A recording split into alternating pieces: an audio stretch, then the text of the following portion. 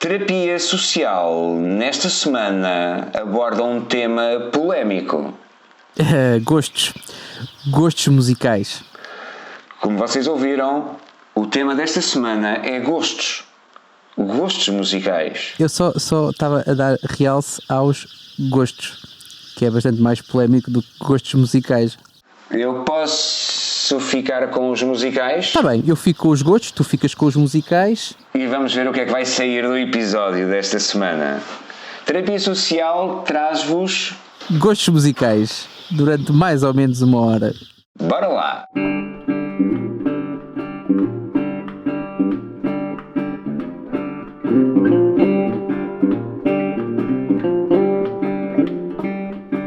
Terapia social, um podcast no seu ouvido. Ai, e no coração. Tiago, o que é que se passa contigo? Estás a começar a suspirar logo? Estou a começar a suspirar. Aliás, suspirar faz bem, é bom sinal, normalmente. Estou aqui numa bela tarde soalheira, à conversa com alguém que me dá muito gozo, com quem me dá muito gozo trocar ideias, e na esperança de que esta conversa consiga ajudar nas maleitas de alguém que nos ouça. É verdade, nós estamos aqui para terapeuticar o mundo que nos ouve, não é? Portanto, não será muita gente para já. Aliás, as pessoas que nos ouvem agora serão de alguma forma, estão a beneficiar de algo muito precoce, não é? Portanto, de uma terapia que acaba por... estou-me a perder, o que é que se passa comigo? Tiago, será que eu preciso de terapia? Talvez, sabes? Eu estava já um bocadinho mais à frente a pensar nos privilegiados. Estavas a borrifar para mim. Se eu precisasse de terapia, deixavas-me aqui a morrer. Não pode ser assim. Olha, o tema do episódio de hoje, vais tu anunciar. Nós hoje vamos falar sobre... Gostos musicais. Gostos musicais. Gosto é algo dúbio, per se, e a música também, não é? Achas que a música é dúbia? A música depende da forma como tu a ouves, mas pode ser dúbia ou pode ser uma coisa bastante clara. Eu tenho algumas músicas de estimação que me fazem companhia há 25 anos, para aí, e que para mim não são nada dúbias. Ainda hoje me lembro da primeira vez que as ouvia e da sensação que tinha cada vez que as ouvia, e ainda hoje consigo revisitar partes dessa vida. Portanto, para mim é bastante, há coisas que são bastante claras. Agora apareceu aquela rúbrica da M80, a música, a canção da sua vida, não é? Mas acho que toda a gente acaba por ter músicas que ligam a certos momentos, não é? Isso seria para o fim do podcast, mas tu acabaste por abreviar aqui o processo, que eu no final ia te perguntar quais são as canções da tua vida, ou canções... não te vou dizer. Ou canções é que cantam os teus olhos. Agora isto aqui, portanto, tu não estás a ver, agora estás a ver na câmara, mas estás a ver ali, portanto o cão entrou e pareceu aquela cena do repórter, do deputado inglês que entrou a filha, entrou o cão, só que o cão não sabe fechar a porta. Pronto, tudo bem. Se precisares de fechar a porta, eu seguro aqui as pontas. Não, tranquilo. Canções da tua vida, tu vais partilhar. Eu vou partilhar aqui uma canção, e estamos a falar de gostos musicais. Acho que todos os gostos se discutem, não é? E gostos são gostos, ou não se discutem, aliás, e é uma parvoíce estar a lutar ou a defender uma música, porque uma música é de cada um de nós, mas sem dúvida, tal como um clube de futebol, o que quer que seja, essas causas estupidificantes acabam por ser mau. Na música se calhar não há muito, mas deixa-me partilhar aqui uma canção que eu me lembro e que está ligada ao momento. Eu tinha para aí 11, 12 anos e o pai de um andava para aí no 5º ano, e o pai de um colega meu de turma foi assassinado à facada, ok? Portanto, eu lembro-me disso. E lembro-me de ter 12 anos, obviamente, e de estar em casa, e na altura começaram a aparecer uma coisa, estamos a falar de 82, acabei de revelar aqui a minha idade, né? Em 82 começou a aparecer uma coisa chamada telediscos, que antes não havia. Certo. E há uma banda e uma canção que me ficou na memória com um travo cinzento, sabes? Um gosto cinzento, um gosto de paladar cinzento, que é o Golden Brown dos Stranglers. Não sei se conheces. Ok. Não conheço. Pois, agora seria muito bom tu dizeres qualquer coisa positiva. Conheço muito bem e tal. Isso aí é... Não, mas estaria a mentir e eu não consigo mentir. Mas haverá quem conheça. E é uma música com uma sonoridade muito, muito interessante e muito tropical de alguma forma. Eu tenho, tu revelaste a tua idade, eu vou revelar a minha também. Portanto, nessa altura eu tinha 4 anos. Portanto ainda não escolhia grande coisa em termos de músicas, até porque não havia Xana Toc Toc, nem havia Panda e os Caricas. Eu não me lembro de nada. Agora, bandas que tocassem dessa altura ou até para trás foram bandas que eu descobri depois a posteriori. Estou-me a lembrar, por exemplo, dos Black Sabbath, por exemplo, em que tu ouves um disco ou uma música que te chama a atenção e tu queres ouvir para trás. Agora, dos Stranglers, confesso que nunca me passou no radar. Quer dizer, conheço, é que existem, mas ou que existiram, não sei se ainda existem, se não. Ainda, portanto, ainda, salvo erro, ainda, pelo menos o ano passado, sei que estavam minimamente ativos, mas terão menos 10 anos que os Rolling Stones, talvez, ou menos 15. Ok, mas nunca fui à procura, honestamente, nunca fui à procura de músicas deles. Qual é que foi o primeiro disco que tu compraste? Disco que eu comprei, que é CD, lembro-me perfeitamente. É o primeiro disco, pode ser CD, vinil, portanto, não, o que seja. Acho que foi CD, porque eu vinis tenho alguns, mas que ou me foram oferecidos ou portanto, normalmente tem que ver com alguma troca que não foi aquela coisa de ir à loja comprar. Ok. CDs, os primeiros 2 que eu comprei foram o AC/DC Live, um CD duplo dos AC/DC ao vivo, e a Ugly Kid Joe. E quem? Ugly Kid Joe. Kid Joe? Não, Ugly, de feio. Ugly Kid Joe, ok, já me lembro. Ugly Kid Joe, sim. Lembro-me disso, sim. Que ainda não está cá para casa algures, mas já ninguém pega fisicamente em CDs e põe a tocar. Ok, eu serei um bocadinho mais... Ai, espera aí. Sério, o cão meteu aqui sai daqui. Meteu aqui o nariz. Nesta altura. Meteu aqui o nariz no fio do microfone e mandou-me o telefone ao chão. Nesta altura o cão. Não é o cão, é a cadela, não é? Cima, portanto, é a cadela. A cadela do Paulo mostrou ao Paulo que está muito triste e indignada porque é que nunca foi convidada a participar em nenhum dos nossos episódios. Depois fica aqui a olhar para mim com um ar, onde é que ela está? Está algures aqui, olha lá. Está aqui a olhar só. Fica com ar triste, claro. Portanto, eu nem vou olhar para ela para não me emocionar, mas o primeiro disco que eu comprei foi em 84, Jogos Olímpicos de Los Angeles, lembro-me perfeitamente. Em 84, e estava a passar férias em casa de uns tios na Alemanha. E o dinheiro que eu tinha trabalhado nas obras, e na altura comprei uma aparelhagem Akai. Que ainda está lá, portanto, em casa dos meus pais, e o primeiro vinil que eu comprei foi um single dos Queen, que tinha acabado de sair na altura, ou pelo menos não acredito que tenha sido muito antes, que foi o I Want to Break Free. Boa. E era um single, exatamente. Depois comprei, se calhar o que comprei logo a seguir foi o do Rolling Stones, um álbum chamado Rewind. E tenho meia dúzia de vinis dessa altura.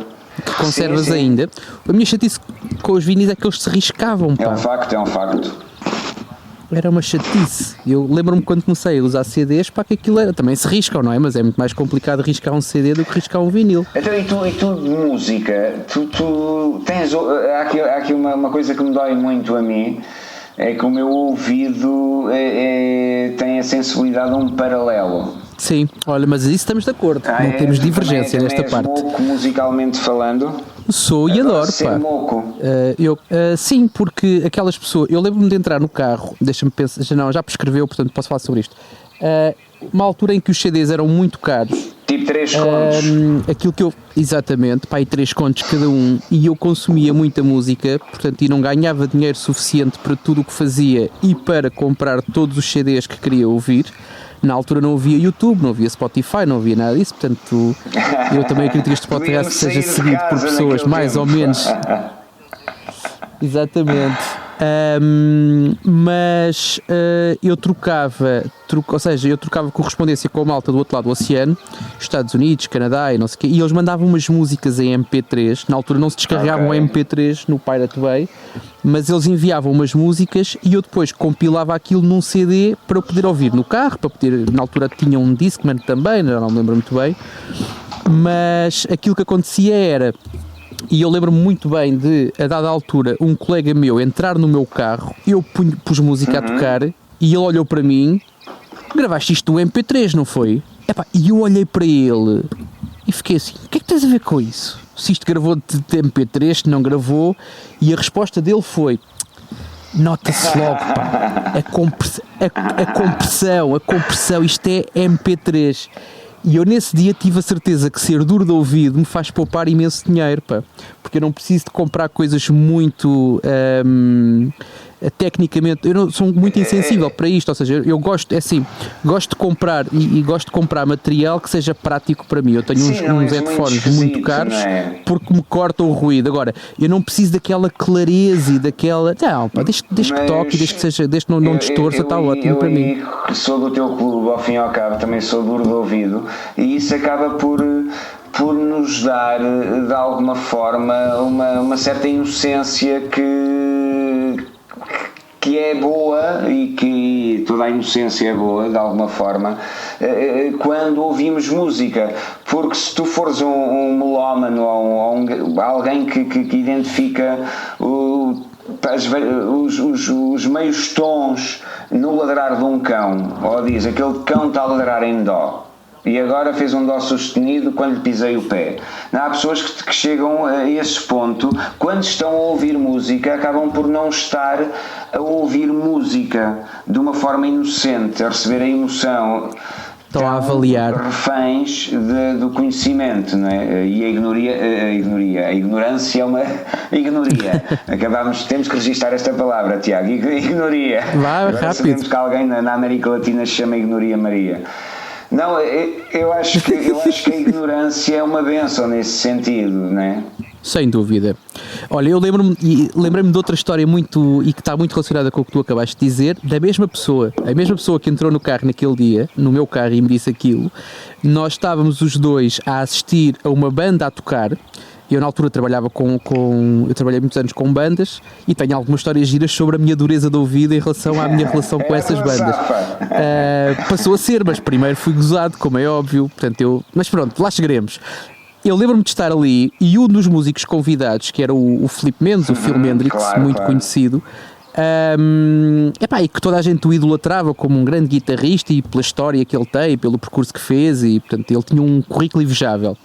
E eu estava ao lado, portanto o Phil estava a fazer um dos seus solos e essa pessoa virou-se para mim: ele está à procura da nota. E eu olhei para ele, mais uma vez olhei para ele e fiz-lhe aquela cara de estilo: posso apreciar, para mim é um solo do Phil Hendrix, não é cá se ele está à procura da nota, se não está, isso para mim não me interessa. É só música. Mas é um bocado, exatamente, é um bocado isso. Já agora tens e já falaste sobre isto, tu trabalhaste, e agora falaste um pouco, trabalhaste com música, não é? Com músicos. Eu tentei ser músico. Também fiz isso, na altura da minha adolescência também tinha a mania. Como é que aprendeste que não era por aí? Opa, a minha experiência foi péssima. Não, como em qualquer arte, tu tens que dedicar tempo e tens que ter paixão e tens que. E eu era mais apaixonado por ouvir música do que por tocar música, e isso refletia-se nas aulas que, entretanto, tentei ter aulas várias vezes, e a única altura em que eu pegava no instrumento. Ok, e depois o Alexandre era... coloca aqui um ruído. Isola só esta parte, não é? Não, aquilo que eu fiz nessa altura foi, eu cheguei à conclusão que a única altura em que eu tocava de facto, e agora para não estar a chamar instrumento, para não estar aqui com a dar asa a trocadilhos, a minha guitarra elétrica era aquela hora em que eu tinha aula, portanto, e o resto da semana eu fazia 1000 outras coisas. Portanto, cheguei à conclusão que, de facto, provavelmente a minha paixão por tocar não era assim muita, e isso depois refletia-se nos resultados também. Ir a palco, juntar-te com amigos e tocar para alguém, ou não? Fazer parte de um grupo de serenatas na faculdade conta. Quantos é que eram a tocar serenata? Éramos então uma dezena, não talvez conta, mais. Não conta, muita gente, então não. Lá no meio, não, de todo. Tive uma experiência um bocadinho diferente, porque eu nasci e vivi até aos 20, quase 21 anos numa aldeia, onde obviamente nada acontece, não é? Numa aldeia na Serra da Estrela nada acontece, e acabou por se juntar ali um grupo de amigos, éramos 4, depois passámos a ser 5 e acabámos por formar uma banda. E foi uma banda que, na minha inocência, queria, e com uma data de poemas e letras, pensaria que seria uma banda de originais, mas isto acabou meia dúzia de anos depois a tocar o bicho do Irã Costa. Não quiseste ficar atrás nos tocadilhos, não é? Instrumento, isto está a correr mal. Mas do Irã Costa, numa romaria qualquer, numa aldeia para 700, 800 pessoas. Sim, olha, mas bem bom. Foi giro também a gênese dessa banda, porque passámos a ser 5 elementos, houve ali e não tínhamos nada, tínhamos só a ideia. Então cada um comprou uma guitarra, cada um comprou o seu instrumento. Eu comprei uma guitarra, era a guitarra de ritmo, que era o mais duro do ouvido. Depois havia alguém que já tinha um teclado, havia outra guitarra, houve um gajo que comprou um baixo, houve outro que o pai comprou a bateria, porque as baterias eram muito caras na altura, e em 87 custou 90 contos, vê lá, portanto ainda foi um bom investimento, e criámos uma banda chamada Nunca é Demais. Isto eventualmente poderia estar relacionado com o álcool que nós consumíamos, que era um facto, porque numa aldeia na Serra da Estrela a banda acaba por ser só mais uma desculpa para beber, mas acabou por ser uma experiência muito interessante, porque acabei por ir para palco e ter essa noção. E lembro-me da nossa estreia, que foi um momento épico, foi num casamento do irmão de um dos elementos da banda. A primeira canção que tocámos foi o Enola Gay, dos Orchestral Maneuvers in the Dark, e acabámos, e cada um estava a tocar no seu tempo, e lembro-me do outro guitarra ritmo, no meio do casamento, no salão paroquial, portanto com 200 pessoas à frente, a meio do Enola Gay, e só tocámos essa canção, salvo erro, deixou de tocar guitarra, assoou-se e voltou a tocar guitarra. Foi muito bom na altura. Quem é que cantava? Eras tu? Não, eu também ainda vou aprender a cantar, portanto, mas eu perco-me um pouco. Ainda vais aprender a cantar? Ainda tens esse plano? Aprender a cantar, aprender a dançar, aprender a fazer uma data de coisas. Ainda há muito tempo. Está bem. Olha, eu não tenho nada a ambição de aprender a cantar. Digo já. Eu tenho. Já nem tocar, já não. Fiquei esclarecido que tenho outras artes, hei de ter outras competências, não é de todo tocar nem cantar. Não é ser uma estrela da comédia, nem ser a próxima Rita Red Shoes. Estou-me a borrifar para isso. O meu objetivo é primeiro cantar decentemente para as pessoas não fugirem, que é um passo importante que eu gostaria de tomar. E depois a questão de praticar guitarra, por exemplo, acaba por ser bom para o cérebro. Portanto, tu estás a fazer uma coisa diferente, estás a aprender. E isso é fundamental. Aí tudo bem, aí estou contigo. Mas eu se calhar ia fazer outras coisas, jardinagem. Já faço também, portanto. Pronto. Olha, jardinagem é um bom tema para um podcast mais à frente, quando formos mais velhotes, agora ainda não. Daqui, quando fizemos os 10 anos Exatamente. disto, falamos sobre jardinagem. Então, mas e os teus gostos? Conta.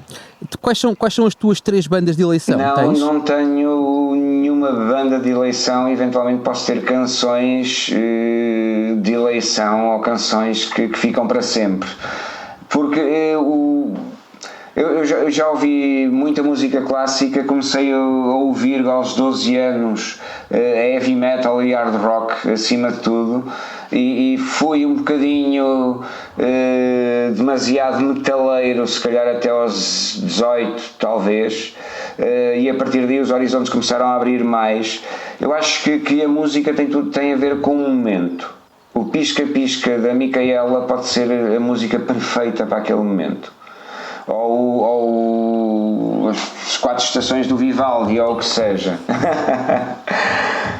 Sim. Cai um passarinho a cantar aí atrás. Veio aqui um passarinho visitar-me, sim. Mas não tenho bandas de eleição. Obviamente que há bandas que eu conheço um bocadinho melhor, e se calhar algumas daquela altura, desde Judas Priest ou sei lá, Iron Maiden, que é quase um clássico dos clássicos. E depois há outras vertentes que eu gosto de ir. Gosto muito de Nick Cave, que é uma cena ultra deprimente, mas, por exemplo, ficou colado na minha memória. Eu passei 6 meses na Bósnia numa missão como militar, e eu ouvi, na Bósnia havia uma pirataria enorme de CDs. Houve pessoal que pessoal que enriqueceu, ganhou uns valentes trocos a traficar CDs da Bósnia para Portugal. Na Bósnia, nos mercados, um CD custava um marco, o equivalente se calhar a um euro, talvez agora. Um marco era a moeda alemã na altura, portanto era o equivalente a 100 escudos. Cá custavam 3 contos, era 15 vezes mais. Então houve alguns militares que compravam por atacado, enviavam para Portugal e cá era revendido, portanto, e faturaram muito. Mas sim, Nick Cave é uma cena completamente diferente dos outros, mas gosto de ouvir, sabe-me bem ouvir. Eu quando ouço Nick Cave, a seguir apetece-me ouvir Portishead. Também é muito bom. Não é daquelas que eu ouço diariamente, mas estão ali na mesma linha. Sim. Mas olha, deixa-me falar-te de uma... Na linha do vai buscar a faca que eu quero cortar os pulsos. Exatamente, é preciso ouvir com muita moderação e de preferência sem estar já depressivo. Eu gosto de imaginar só. Depois podes concretizar e imagina que te arrependes e depois a seguir querias ouvir Kim Barreiros ou José Cid e já é tarde. Sim, mas a melancolia também é boa para equilibrar aqui o sistema. Exatamente, mas olha, deixa-me, eu lembrei-me quando estavas a falar sobre as músicas que te marcam e sobre as bandas, e há pouco estavas a falar sobre os vários pontos em que se relacionam com músicas ao longo da tua vida, e eu não consigo deixar de me esquecer da malta. Eu tive muitos anos. Eu tenho algumas bandas atravessadas. Ok, boa. Bandas que eu gostava de ter assistido ao vivo. E que morreram. E que alguns que morreram, outros... O ano passado concretizei uma dessas bandas atravessadas. Eu tinha os Smashing Pumpkins atravessados, mas o ano passado fui ao Alive vê-los. E foi fixe. Aliás, a história dos Smashing Pumpkins começa atrás, que é... E eu estava ainda na faculdade quando eles terminaram. Eles vieram cá tocar a aula magna e eu estava a estudar por uma frequência, e à meia-noite quis comprar o bilhete no multibanco. Na altura comprava-se no multibanco, não sei se ainda se compra ou não no multibanco. Mas quando eu fui comprar o bilhete no multibanco, o multibanco não tinha a opção disponível. E eu entendi que já estavam esgotados, porque aquilo eram muito poucos bilhetes. Depois, no dia a seguir, nas notícias, descobri que os bilhetes no multibanco só tinham sido postos à venda à meia-noite e 15. Portanto, eu fui antes da meia-noite e 15, ainda não apanhei o bilhete. E como é óbvio, já estavam esgotados durante o dia. Não é? Esgotaram muito rapidamente e perdi. pouco tempo depois eles Isto terminaram. estás a falar em que ano? E eu fiquei, não sei, 2001, 2002, Pois. talvez. Eu estava na à roda do ano 2000. Mas, e entretanto, quando eles voltaram há uns 4 ou 5 anos, juntaram-se para fazer uns concertos e vieram a Portugal ao Campo Pequeno e abriram uma data. Ok. Uma data que também esgotou muito rapidamente. E eu estava muito. E na altura até fiz 3 ou 4 telefonemas. Eu nunca fui de cravar nada a ninguém, mas fiz 3 ou 4 telefonemas no sentido de. Eu quero comprar 2 bilhetes. Portanto, se tiveres aí 2 bilhetes, eu não quero oferecidos, eu quero poder comprá-los. Ninguém tinha bilhetes para os Smashing Pumpkins até que abre uma segunda data. E eu comprei os bilhetes. Boa. Comprei 2 bilhetes. Era o meu dia de aniversário. Eu disse: olha, sim senhor, vai ser um bonito dia de aniversário. Exatamente. E então lá vamos, fui mais a minha mulher. Fomos os dois, só que eu assisti à banda de suporte, à banda de abertura toda. A minha mulher estava a sentir-se mal e então quando os Smashing Pumpkins entraram em palco, eu ouvi música e meia. Ok. E a meio da segunda música, eu olhei para a minha mulher que estava a fazer um esforço enorme para ver se conseguia aguentar até ao final do concerto, para eu não estar ali, para não sentir prejudicado, mas nós viemos embora. Portanto, ficaram ainda mais atravessados. De tal maneira que eu, quando comprei o bilhete para o Nós Alive, para os ver no Nós Alive, eu estive a olhar à volta até ao momento em que eles subiram ao palco e que eu assisti de facto ao concerto. Ora, exatamente. Mas pronto, mas essa correu bem. A terceira foi de vez, sim. De facto foi, e foi um concerto de caraças. Aliás, Portugal é sempre, e os festivais, tanto para o público Sim. como para as bandas, costuma ser sempre uma boa experiência. Sim, sem dúvida. E para mim foi uma ótima experiência. Aliás, foi um dia muito bem passado. Uma das coisas que eu ainda irei fazer um dia, e curiosamente isto aqui foi uma ideia que me surgiu há meia dúzia de anos, é fazer uma das coisas que tu já fizeste. Tu já foste roadie de uma banda. Então o que é que tu fizeste? Quer dizer, devo ter feito roadie uma vez ou duas, mas não era o meu papel principal. Estou a perceber mal também. Não, um roadie tipicamente toma conta de tudo. Há várias funções. Tu tens o roadie que afina as guitarras. Eu nunca ia conseguir fazer isso. Não, eu pensei que o roadie fosse um gajo mais geral. Não, que tu tivesse uma... Não. Quer dizer, sim, são gajos gerais, mas são gajos que depende da relação que eles têm. Normalmente os bateristas não gostam, mas são gajos que montam a bateria, são gajos que muitas vezes fazem as ligações, são gajos que levam... Estou a falar de produzir e de acompanhar uma banda numa digressão. Sim, o que eu fazia era road management. O road manager. O roadie está mais abaixo na cadeia alimentar. Não, são importantes, são sabes? Fundamentais. Não sei se é mais abaixo. Sim, exatamente. Eu não queria reduzir isto a hierarquia, mas tem o seu papel e é um papel muito importante. E um concerto podia correr bem ou mal conforme o roadie fosse um roadie fixe ou não. Ou se drogasse muito, ou se drogasse pouco, ou se bebesse muito ou pouco. Mas pronto, eu fazia road management, que era basicamente a extensão do braço do manager. Ou do agente, conforme na estrada. Sim, a produção é aquilo que me fascina nesse processo, não é? Resolver coisas. Exatamente. E fazer as coisas acontecer. Tipicamente era garantir que a banda, no caso das bandas com quem eu trabalhava, garantir que eles subiam ao palco à hora mais ou menos. Com que bandas é que trabalhaste? Eu trabalhei com os Anapá 2000, com os irmãos Catita, com os Corações de Atum.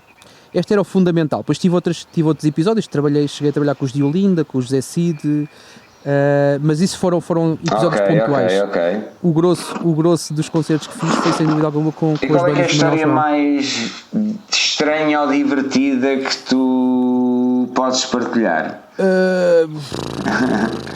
Olha, posso partilhar uma que reflete um bocado aquilo que se passava nos concertos e que é a imagem que tens que fazer transparecer, que é de que estás efetivamente a controlar toda a situação quando não estás. Ok. E quando tu tinhas alguém com um feitio muito particular, como é o caso do Manel João. Sim, é um excêntrico por natureza, não é? Sim, sem dúvida. E então era muito fácil ao Manel não concordar com alguma coisa e querer fazer prevalecer E o seu seguir ponto um de plano vista. completamente novo. Epá, nem era isso, era só do estilo, eu vou só lhe dar uma volta. Imagina que a conversa não Ok. corre bem, percebes? E tu podes resolver o problema, podes amoar, ou então podes fazer uma coisa que o Manel fazia muito habilmente, que era, imagina do restaurante, né? Nós jantávamos antes do concerto, ele levantava-se a meio do jantar, eu vou só lhe dar uma volta. Tinha que levar alguém a guardar. E desligava o telemóvel e desaparecia do mapa. Ok. E era este vazio, eu estava a tentar criar aqui um silêncio. Lá. Estava lá. Era este vazio que se criava, porque o Manel saía, nós acabávamos de jantar, nós não conseguíamos ir atrás dele porque ele era sábio a desaparecer, e tu tinhas que rezar para que, mais ou menos à hora do espetáculo, ele aparecia. Mas alguma vez que não apareceu? Não. E que não apareceu, não, mas que apareceu bastante tarde, sim. Alguém estava vezes. lá para resolver, provavelmente tu, não é? Não há muita resolução, percebes? A única resolução que é, eu lembro-me de não vou entrar aqui em muitos detalhes para não deixar ninguém em xeque, mas eu lembro-me de um concerto em que nós não sabíamos do Manel, eu digo nós, ninguém da produção, nem os roadies, nem, porque depois há sempre afinidades, há sempre pessoas com quem tu te dás melhor ou pior, exatamente. Já passava meia hora da hora estipulada para subirmos ao palco, era uma queima das fitas, era uma semana académica, e alguém da organização vem ter connosco, nós trancados no camarim, e alguém da organização vem ter connosco a dizer como é que é, 5 minutos, vocês conseguem subir a palco 5 minutos? Daqui a 5 minutos? E a resposta foi, não fui eu que dei a resposta, mas alguém da comitiva, com um ar muito calmo, disse, sim, estamos mesmo a terminar aqui a preparação, portanto daqui a 5 minutos. E ninguém sabia sequer onde é que o Manel estava, e ele não tinha a roupa de palco, não tinha, portanto, ele estava, ou seja, primeiro descobrir o Manel, depois enfiá-lo no camarim para o preparar e para ele se preparar, porque ninguém o preparava, era ele que se preparava, e depois subir ao palco. Portanto, essa foi uma das mais... tem aqui depois outros detalhes, mas como ainda por cima... Como é que foi o final dessa história? Ou seja, alguém da organização entra e pergunta, estão preparados para subir daqui a 5 minutos? Alguém muito calmamente e tranquilamente responde, claro que sim. E o que é que aconteceu a partir daí? Subiram ao palco dentro do timing? Claro que não, mas... Claro que não. E depois havia uma coisa que é, quando tu falas e quando tens, por exemplo, quando pensas no Zé Napá 2000, ou mesmo nos Irmãos Catita, e era uma coisa que nós falávamos muitas vezes, que é, tu consegues substituir qualquer um daqueles músicos. E aconteceu algumas vezes, imagina, havia uma data e o guitarrista não podia. E tu trocas por outro guitarrista e a coisa dá-se. Tu não podes nunca trocar o Manel João. Nunca pode ser, né? Portanto... Tu não podes subir a palco sem a cara do projeto. Portanto, tu nunca conseguirias iniciar um espetáculo sem teres o Manel ou sem teres a garantia. Isso aconteceu algumas vezes, que foi, os músicos entram e sabemos que mas o Manel já ali está. 5 minutos que seja uma... Exato. Nem isso, não está 5 minutos. Porque a malta quer ver o Manel. A malta quer ser mandada ainda vai a palco? Ok, sim. Não. O Zé Napá 2000 ainda, ele está, neste momento, na parte da gestão do Titanic-sur-Mer. Agora não sei, não é? Agora com estas paragens todas não sei. Mas está ligado ao Titanic-sur-Mer e... é um espaço de espetáculos no Caixo de Dré. Não sabia, não conhecia. Titanic-sur-Mer, não é? Sim, eles estavam no Maxime, que entretanto fechou. Ele e o padrasto, eles eram sócios, eu penso que ainda são. E entretanto, quando o Maxime fechou para fazer as obras do hotel e para depois dar aquele novo Maxime que está lá agora, exatamente, eles mudaram-se para um espaço à beira-rio. Mas será sazonal, com queimas das fitas, etc., com aqueles momentos em que já são... A dinâmica do Zé Napá 2000 era muito tocar à terça-feira no mês de maio. As terças-feiras de maio, porque são as semanas académicas de Lisboa, Coimbra, Faro, Porto, e então à terça-feira, que era o dia do Arraial, era normalmente, ou era o Kim Barreiros, ou era o Zé Napá 2000, ou acumulavam até na altura dos Cebola Mole e do outro, do Zé Cabra, e portanto, esse tipo de bandas de Arraial, onde o Zé Napá 2000 e os Catita se inseriam, era normalmente aí que eles tocavam. Agora, eles sempre fizeram encontros regulares, sempre fizeram concertos regulares em espaços em Lisboa. Portanto, eles tiveram muitos anos a tocar no Cinearte, ali em Santos. Depois tiveram, já bastante mais tarde, tiveram uma série de anos a tocar na Floresta do Ginjal, do outro lado do rio, Costa. ao pé dos barcos. Não é na costa, é do outro lado, ao pé dos barcos. Almada. Não, é no Cais do Ginjal, em Cacilhas, em Almada. Exatamente, Cacilhas, exatamente. E depois, quando apareceu o Maxime, começaram a tocar no Maxime e todos os meses, mais coisa, menos coisa, todos os meses, ou tocavam o Zé Napá 2000, ou tocavam os Irmãos Catita, uma versão mais reduzida, ou tocavam os Irmãos Catita, ou tocavam os Corações de Atum, ou outros projetos parecidos na mesma linha. Coisas novas, ou era o repertório, era replicar o repertório? Eles têm, o Zé Napá 2000 tem N músicas gravadas e outras tantas que nunca gravaram. Portanto, o repertório, quando tu vais, e os seguidores, é um bocado como quando vais a um concerto do José Cid, não sei se já foste ao José Cid alguma vez. Tu não vais à procura de ouvir as músicas novas do José Cid, porque nem sequer sabes quais é que são as músicas novas dele, acho eu. Tu queres ir ouvir aquelas malhas e de vez em quando ouves umas pelo meio que não conheces tão bem. Quando ficas dinossáurico, é só bater o repertório e a coisa está tranquila. E o povo fica contente. Exatamente. E o povo fica contente, parte daquelas músicas, e no caso particular do Cid, ele já partilhou isto, não só a mim, mas em entrevistas, portanto eu posso partilhar aqui também. Parte daquelas músicas não dão sequer prazer ao Cid tocá-las nesta altura, mas o Cid é extremamente o Cid, ao contrário, não vou dizer o que eu ia dizer, o Cid é extremamente profissional, e então se ele sente que o público tem prazer a ouvir, não é ele que tem que ter prazer a tocar, portanto ele tem que oferecer ao público aquilo que o público... Eu acho que devia ser o estado de espírito ou a postura de quem está em palco. Nem sempre é, não é? Portanto, porque e aí é o José Cid e o ego dele, e é o José Cid normal, pessoa que ganha, e não o ego, não é? Senão estava-se a borrifar e tocava aquilo que lhe apetecia.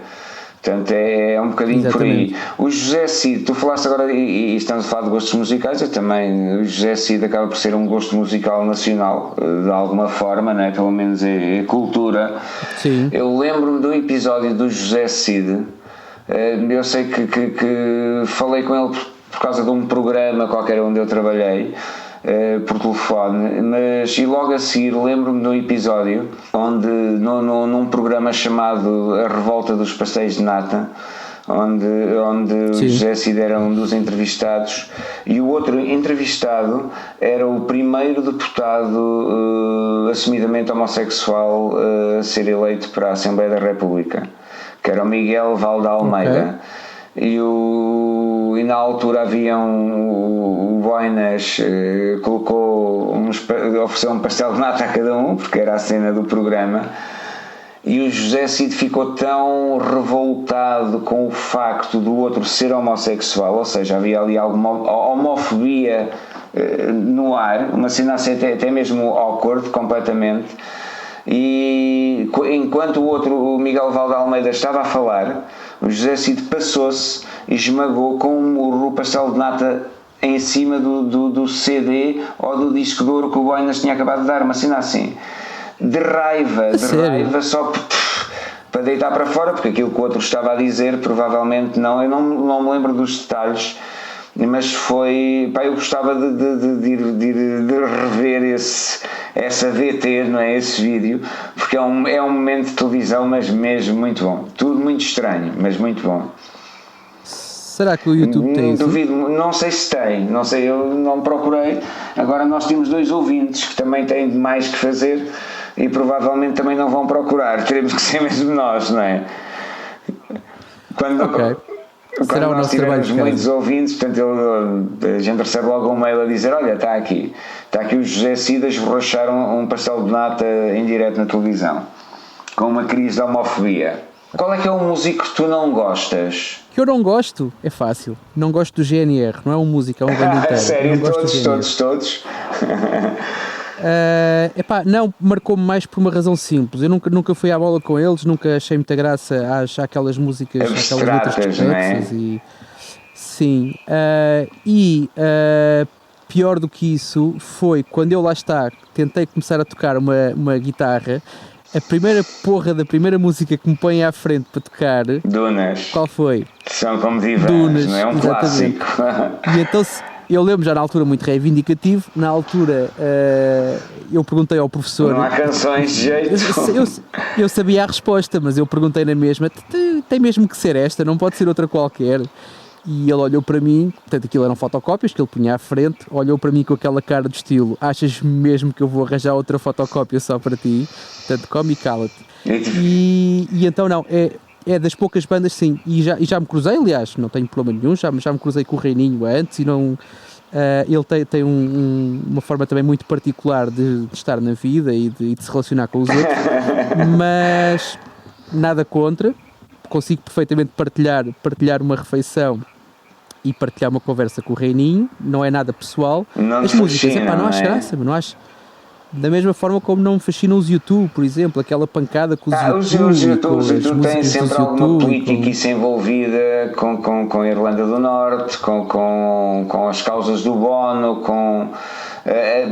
eu acho que os YouTube, enquanto duraram, acabaram por explorar um bocadinho, ou ir explorando, se calhar circunstancialmente ou não, aquilo que foi acontecendo, mas YouTube não se compara com acho GNR. Acho que não são assim tão extraordinários quanto isso. GNR é desconexo, YouTube faz algum sentido, não é? Sim, não estou a dizer que não faz sentido. Acho que o problema dos YouTube é que são sobrevalorizados. Eu acho que esse é o problema de todas as merdas, é que tudo é sobrevalorizado. Poderemos falar uma coisa mais à frente, noutro programa. Acho que são das poucas coisas que me irrita é a sobrevalorização das coisas.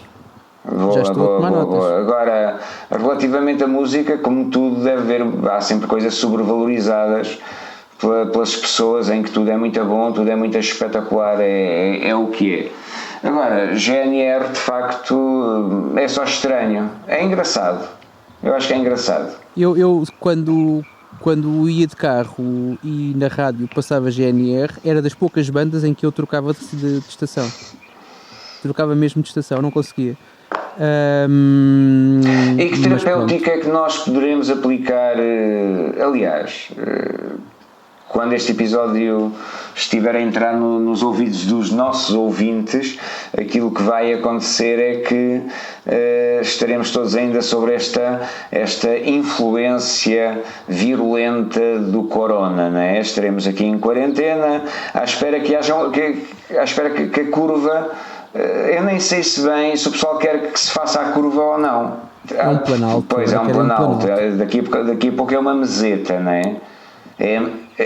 É um planalto, é um meseta baixo. Ibérica.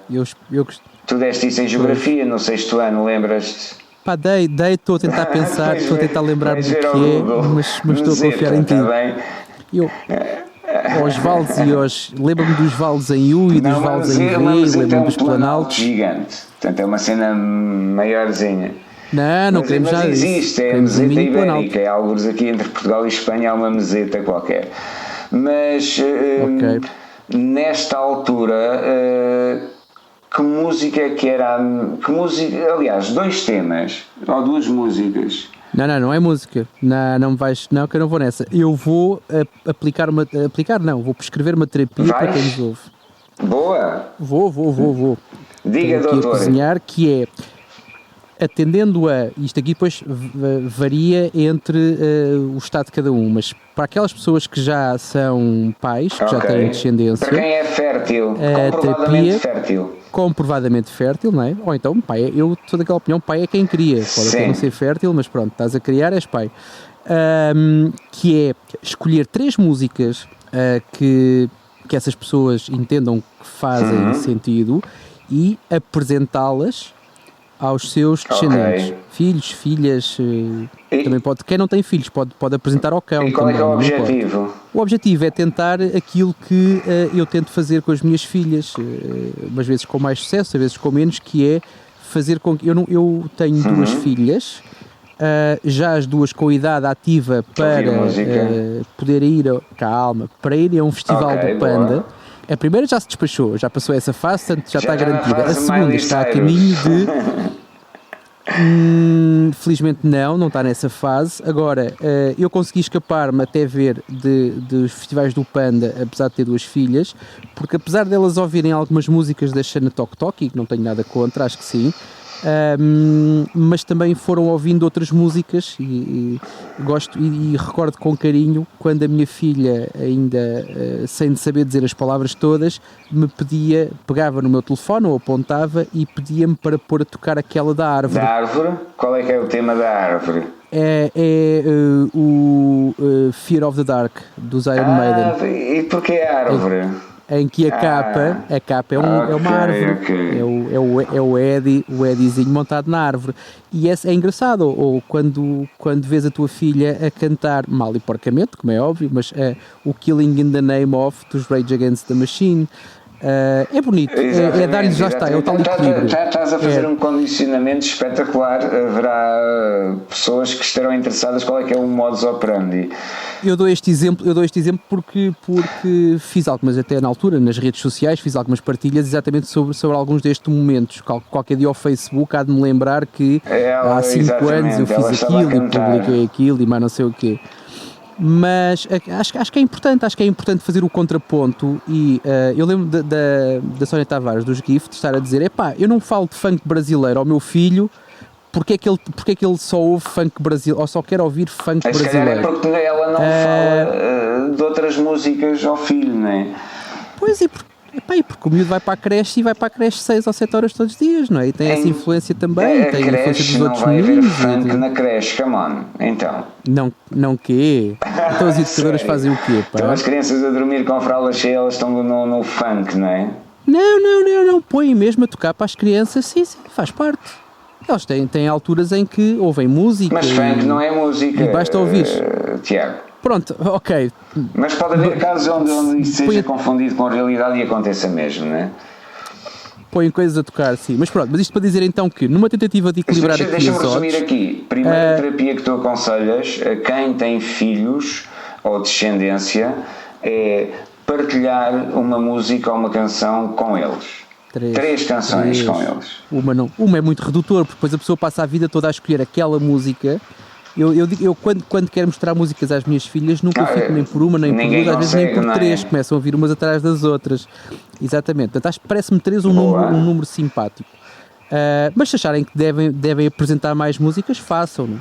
Agora, falta falar das pessoas que nos ouvem e que não têm ainda fertilidade comprovada. Ou eventualmente estão sozinhos neste momento, não é? E qual é a terapia? Estarem sozinhos, pois.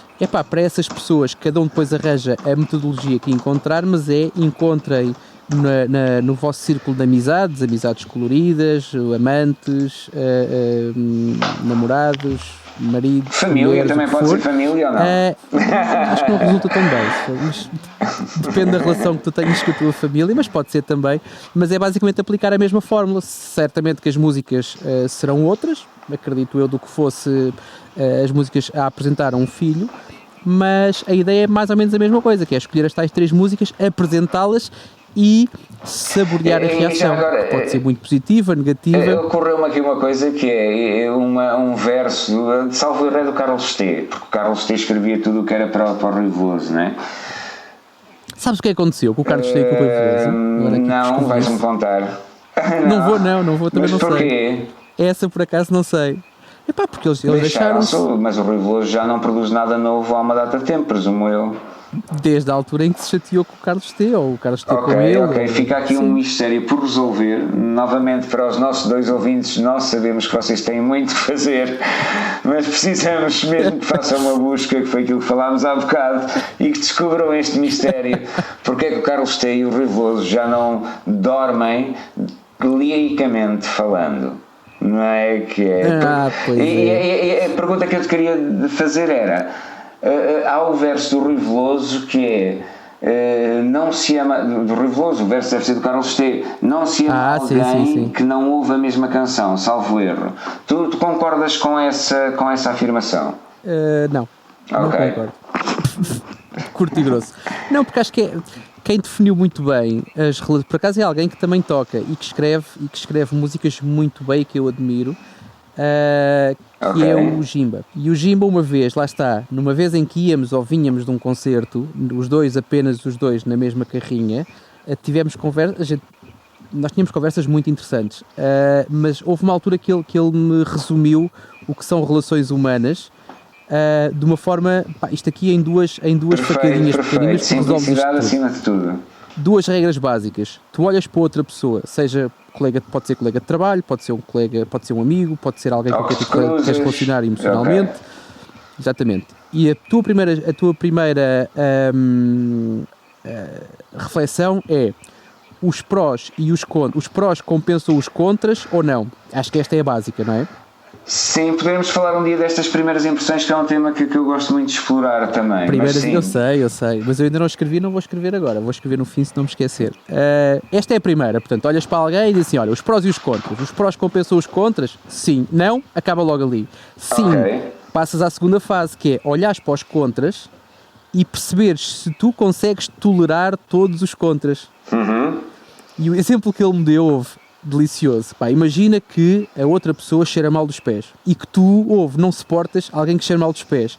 Pá, pode ser o resto, pode ser tudo fantástico, mas se ela cheira mal dos pés e tu não suportas isso, esquece-me, não vale a pena insistir. E acho que é mais por aí do que pelas músicas. E eu dou-te o exemplo, aliás, não é preciso ir muito longe, cá em casa. Então nós temos algumas músicas que nós tocamos, mas temos muitas músicas que não se tocam. Tu acabaste de te denunciar ao fim e ao cabo, porque tu não era claro. Tu és duro de ouvido, mas sensível dos nariz, que é sempre uma coisa boa.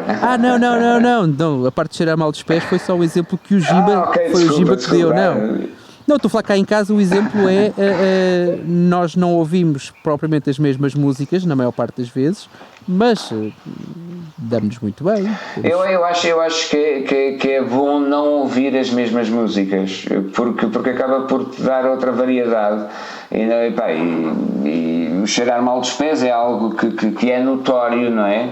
E que pode ser atrofiante numa relação. Ouvir as músicas, tu podes meter os fones ou podes ir dar uma volta e não tens que ouvir, não é? Portanto, os pés também depende. Tu certamente que não sofres de sinusite, mas se eu sofrer de sinusite e tiver a passar grande parte da minha vida sem olfato, outra pessoa pode cheirar mal dos pés, que eu também não me importo. Depende um bocado do que é que tu valorizas ou não. Isso deixa lá quem quiser cheirar mal dos pés. E queres acabar um episódio com a cheirar mal dos pés e com sinusite, que é sempre um bom tema. Ora, viste? É sempre um bom. Pronto. Não, mas falámos de gostos musicais e acabámos, se calhar, por não responder quais é que são os teus gostos musicais. Eu acho que ficámos. Não, gostos musicais. Eu sou muito eclético também. Eu sou metaleiro. Entrei no metal na altura da adolescência e não consegui sair. Pronto, isto é, se eu tivesse que escolher um estilo musical, eu não gosto muito de catalogar as coisas, mas se eu tivesse que escolher um tipo de música para ouvir e em exclusivo até ao final da minha vida, era aí que eu ia. Mas depois não, eu lembro-me de, e também ainda não estava sequer a trabalhar com bandas, portanto podia haver essa afinidade, mas não era sequer o caso, e eu lembro-me de seguir religiosamente um programa que dava na altura, ao sábado ou ao domingo à tarde, que era o Made in Portugal, onde acompanhavam a venda de discos nacional. Tal e qual. E eu conhecia, Pimba, não é? Exatamente, e eu lembro-me perfeito, e ainda hoje, o cérebro é uma coisa fantástica, ainda hoje há músicas que tocam que eu consigo cantar não, que eu não sei cantar, mas consigo acompanhar a letra de grande parte das músicas, porque na altura seguia e divertia-me, sempre, porque eu gosto muito de... O metal é a minha música, quando se fala em música é isto, mas depois há uma parte do humor. E foi por isso que eu comecei a trabalhar com o Zé Pá 2000. Primeiro, eu era um fã. Eu seguia o Zé Pá 2000 enquanto fã. E consumia a música deles enquanto fã. E a música deles divertia-me, como divertem os Tenacious D, como divertem os Bloodhound Gang, como divertem... Talvez bandas com um cariz mais humorístico. Mais moco, não é? E agora buscar um mockumentary, não é? Mas será uma mocking band, sei lá, não sei, deve haver um termo qualquer. Talvez. Essas bandas que não são propriamente bandas para ser levadas a sério ou que são ostensivamente a brincar, não é? Como os Pá 2000 ou outros que tais. Exatamente. Os Cebola Mol. Sim, tal e qual. Exatamente. Há muitos, pá, há muitos. E eu sempre gostei de ouvir, mas ouço, neste intervalo, portanto, entre o Zenapá 2000 e os System of a Down, eu ouço muita coisa pelo meio e gosto. Lá está, falaste de uma banda, falaste de músicas que me tocam bastante. O Nick Cave, eu depois puxei também a seguir Portishead, mesmo tal e qual e também a nossa geração também é perto uma da outra, também acaba por se tocar ao fim e ao cabo, e as referências são as mesmas, e eu acho que não se trata de a tal história que é não se trata de música, não se trata de canções, trata-se de momentos, e tu num determinado momento sentes ou tens uma determinada emoção e há sempre uma canção ou uma banda sonora ideal para aquilo. E como a vida é sempre diferente, as bandas sonoras são sempre diferentes. Essa é a vantagem de manter o espírito aberto e não ser e agora tu completavas-me, Tiago, estou a fazer estou a tentar, mas não é quadradão, não é limitado, não é. Vieram-me 3 ou 4, mas nenhuma me satisfez. Não queres ofender ninguém ou não é suficientemente ofensiva? Não acho que não é questão é mesmo não se enquadrar. Mas olha, aquilo que eu fiquei, o sentimento com que eu fiquei foi: nós não vamos prolongar muito mais o episódio para também não cansarmos as pessoas, mas senti que ficou muito por dizer. E há uma música sobre isso. Qual é que é? Há uma música da Viviane, A Vida Não Chega, se não me engano. Portanto, trabalho de casa, vão ouvir, para quem não conhece. Qual é? A Vida Não Chega. A Vida Não Chega. Da Viviane. E aquilo que eu acho é que nós fazíamos outro episódio inteiro só sobre gostos musicais, com tudo aquilo que, pelo menos da minha parte, eu sinto que ficou muito por dizer. Então, mas não é já o próximo. Atenção. Não será, mas será mais à frente. Então, se calhar, nós poderíamos encerrar agora aqui este episódio de Terapia Social. O tema foi os gostos musicais. O meu nome é Paulo Oliveira e desse lado está teve o Tiago Carrondo, e vamos terminar com um conselho religioso ou filosófico de Viviane, que foi a Viviane está viva, não é ainda? Tá. E canta ainda no duche. Não, acho que canta mesmo, sim, acho que ainda canta. Quer dizer, agora deve cantar em casa, não é? Deve cantar nos diretos do Instagram. O nome da canção é esse, A Vida Não Chega. Eu tenho ideia que é assim que se chama. Ou será um verso, talvez. O refrão tem A Vida Não Chega. Não sei se está a titular a música, mas tenho ideia que sim. Então, este foi mais um episódio de Terapia Social, e só para vos informar que, e acreditamos, tanto eu como o Tiago, piamente na Viviane, a vida não chega. Para a vida chegar, faltam vocês desse lado. Oh, tão bom. Até para a semana. Terapia Social ao vosso dispor.